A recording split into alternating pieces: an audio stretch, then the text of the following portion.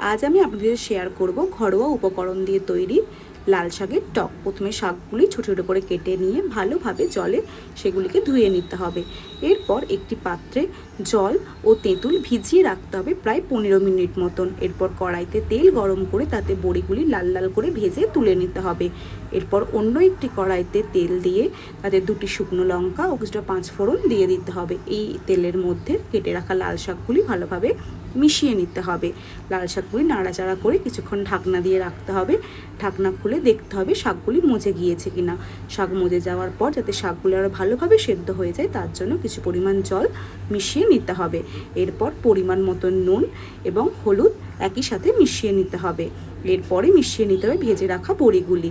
তারপর হাতের সাহায্যে তেঁতুলের সত্ত্বটি বের করে শাকের মধ্যে টকের জন্য মিশিয়ে নিতে হবে। এরপর দিয়ে দিতে হবে স্বাদ মতন মিষ্টি। এখানে আমি বাতাসা ব্যবহার করেছি, আপনারা চাইলে চিনিও ব্যবহার করতে পারেন। ব্যাস রেডি আমাদের লাল শাক।